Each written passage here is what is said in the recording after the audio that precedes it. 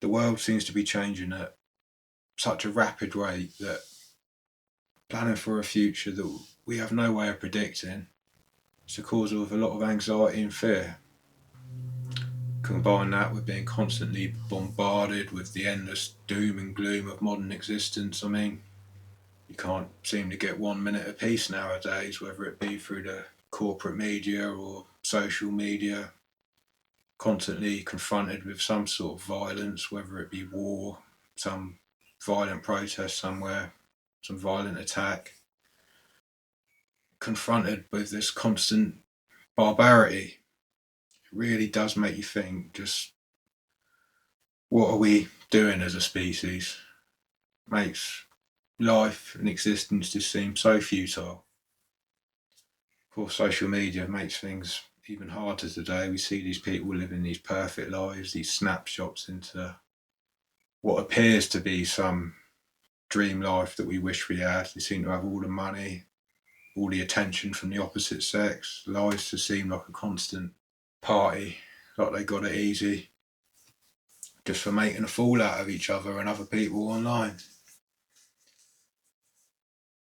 And then you compare that to the complete opposite existence that you're living, where you're struggling to just get by, seem to just repeat the same day over and over again, clock into some job we hate where we work our fingers to the bone and just make enough money to get a slight little glimpse of some sort of security and then pay half that money back in taxes and just cost of living back to a government we know will just squander it all away or spend it on some useless endeavour that nobody asked for and just pocket whatever's left for themselves.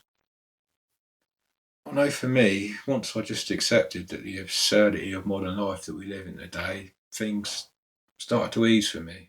Just accept that the world is a very messed up place and that the illusion of the illusion that we're civilized is just that, it's an illusion. For that, for me, it gave me permission to just let go of a lot of things, drop whatever baggage I was holding, and stop taking myself and the world so seriously. Accept that I'm not perfect, that I never will be, and neither is anyone else. No, I'm not saying just be an arsehole. I mean, the world has plenty of them. I believe you have some sort of responsibility to your fellow man to just be a good person, if not just for selfish reasons. When I do good for other people, even with little things, just a good interaction, be helpful, kind, it makes me feel good. And on the other side of things, if I do something bad, if I lie or do anything that negatively impacts somebody else's life, I feel bad. I have a conscience.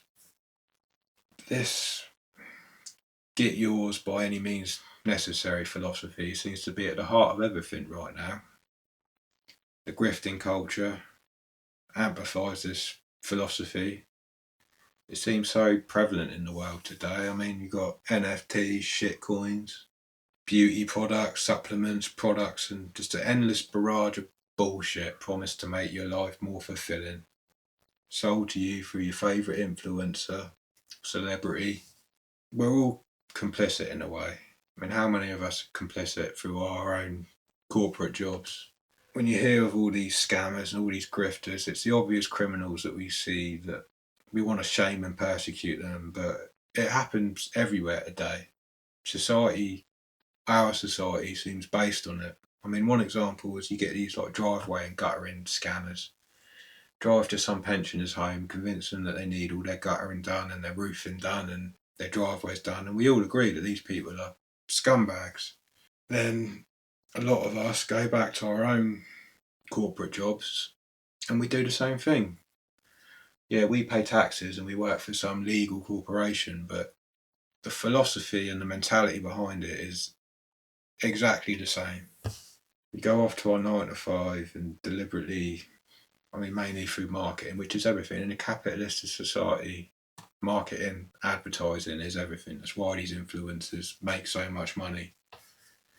It's all about selling people bullshit. It's picking on people's vulnerabilities, deliberately targeting those vulnerabilities in order to sell them something they don't need, convince them that this is going to make their life more fulfilling. this is the thing they're missing to make them satisfied, to make them stand out, and it's all bullshit, and we all participate in it, and we all fall for it ourselves. And I think part of that philosophy and part of that mentality is why we're growing so distant from each other today. Taught to just see each other as either a resource that we can subtract from, or a threat to ourselves gathering more resources for our own selves. We're taught to just prey on each other endlessly, and in doing so, we seem to be sucking the life out of each other and out of the world in general. And I feel that's why a lot of us are feeling so lost and scared, struggling to find a point in any of it.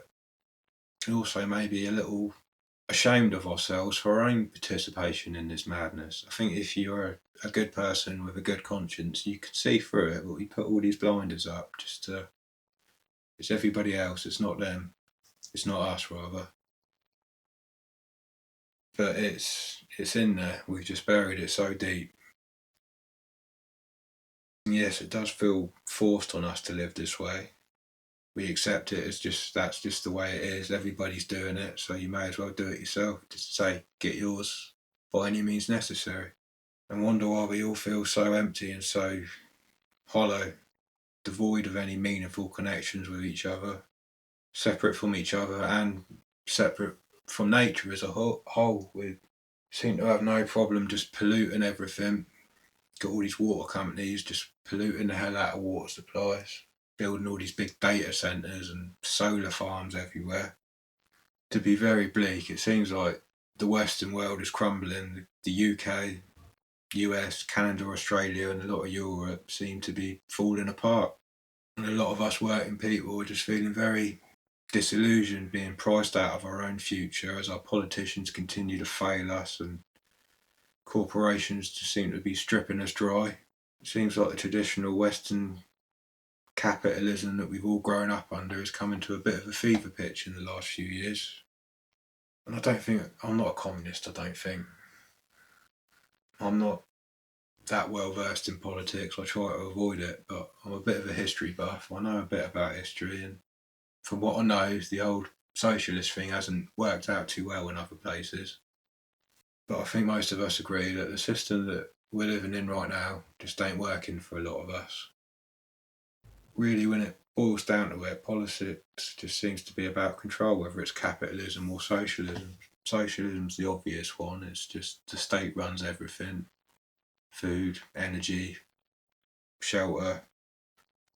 And that's the most obvious form of control. But living in this capitalist world we're in, we're all just bred to be consumers, just trying to fill that hunger that is bred into us, a hunger that will never be satiated, always something new. We tie our worth to be able to acquire those things, and the outcome is the same, just a slave to the system. And I, for one, want more out of life. Life is the most precious thing we have. You only get one to go round this, and I just refuse to give any more of my time contributing to that bullshit. When I walked away from my job, it was one of the most freeing feelings I've ever had. I'd thought about it for months, and there was always some excuse not to do it. The anxiety was always there, always building, and it was never the right time. I could always find up an endless list of excuses. I'll just do a little bit more, a little bit more. Don't cut away that rope, that lifeline. But for me anyway, when I did find the strength to cut it away, it wasn't an anxious feeling. Felt like I was cutting away some of those ties that were holding me down. Suddenly I had all this free time just to do the things I wanted to do. And although I've lost a lot of that security, I say I've got a little bit of savings, but I'm not a rich man at all. And I ain't getting any younger.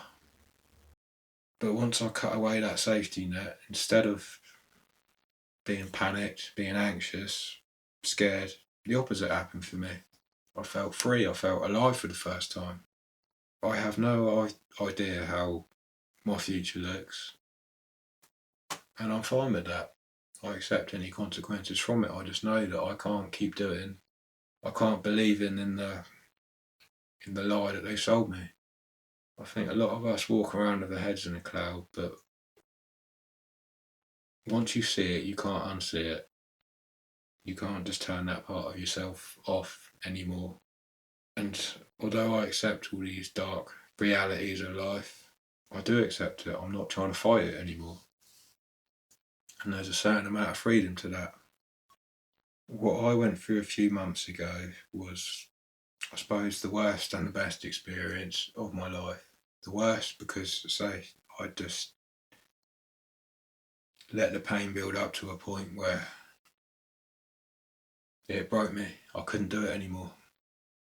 But the best because I feel it was a necessary thing to happen for me to come out the other side of it and realise these truths, accept that reality and accept myself.